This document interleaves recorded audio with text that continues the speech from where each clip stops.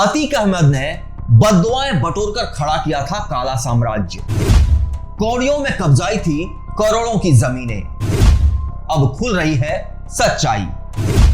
बता दें कि माफिया अतीक अहमद ने अपना साम्राज्य बद्दुआएं बटोरकर खड़ा किया था। लग्जरी गाड़ियों के उसके काफिले, आलीशान मकान, दफ्तर और शाही लाइफ स्टाइल के पीछे जाने कितने कमजोरों की सिस्कियां थी। ताकत के दम पर गरीबों को सताकर उनकी जमीनें कब्जा ली थी। दलितों की जमीन हड़पने के लिए दलित कार्ड भी खेला था। गरीब किसानों को घर पर बुलवाकर उन्हें डराया, धमकाया और करोड़ों की जमीन मामूली रकम देकर हड़प ली थी। उन्होंने धमकी दी थी कि अगर विरोध किया तो हत्या करा देगा। किसानों ने अपनी जमीन दे दी और विरोध करने की हिम्मत तक नहीं जुटा पाए।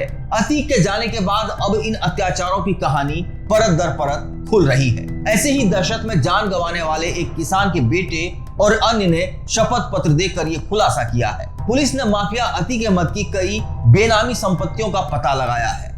लालापुर के हुबलाल के नाम से अतीक ने लगभग 5 हेक्टेयर जमीन खरीदी थी। हुबलाल के नाम से कटुहला के 14 किसानों की जमीन हड़प कर रजिस्ट्री कराई गई थी।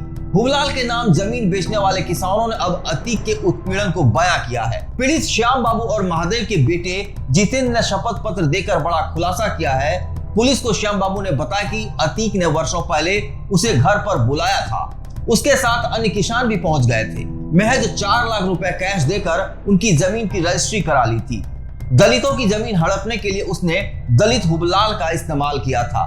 दलितों की जमीन दलित के नाम से ही रजिस्ट्री कराई ताकि कोई विवाद सामने न आए। पीड़ित जितेंद्र ने पुलिस को बताया कि उसके पिता महादेव के नाम से जमीन थी, वो अब इस दुनिया में नहीं है। जमीन बेचने के लिए धमकी दी गई थी। केवल 2 लाख रुपए देकर उसकी जमीन हड़प ली। अतीक के खौफ में किसी ने विरोध तक नहीं किया। उसके जैसे 14 किसानों की जमीन अतीक ने हड़प ली थी। इसके अलावा भी कई अन्य किसानों की जमीन भी हड़पी गई थी। पुलिस की जांच में पता चला कि अतीक के गुर्गे असद कालिया और उसके मामा राशिद ने किसानों को डरा धमकाकर जमीनें हड़पी थी। अतीक अहमद के जेल जाने के बाद असद कालिया ही अतीक के लिए जमीन का धंधा और वसूली का काम करता था। वो अतीक के बेटे अली के साथ रंगदारी के केस में नामजद रहा। वर्तमान में वो नैनी जेल में बंद है। पुलिस को किसानों ने बताया कि असद और उसके मामा राशिद ने किसानों को डराया धमकाया था। अब पुलिस इस प्रकरण की भी तफ्तीश कर रही है। इनके अलावा भी कार्रवाई कर सकती है।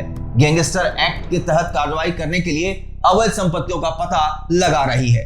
जो 14 पीड़ित किसान थे वे इस प्रकार से थे: ज्ञानेंद्र कुमार अहमदपुर पावन, रमेश कुमार कटहुला गौसपुर, शिव बाबू कटहुला गौसपुर, राम बाबू कटहुला गौसपुर, श्याम बाबू कटहुला गौसपुर, दिलीप कुमार कटहुला गौसपुर, महेश कुमार कटहुला गौसपुर, राहुल कटहुला गौसपुर, दुबासा पत्नी श्रीलाल कटहुला गौसपुर, मुंशीलाल कटहुला गौसपुर, महादेव कटहुला गौसपुर, प्रेमचंद कटहुला गौसपुर, राजेश कटहुला गौसपुर और संवरिया पत्नी शिक्षक लाल कटहुला।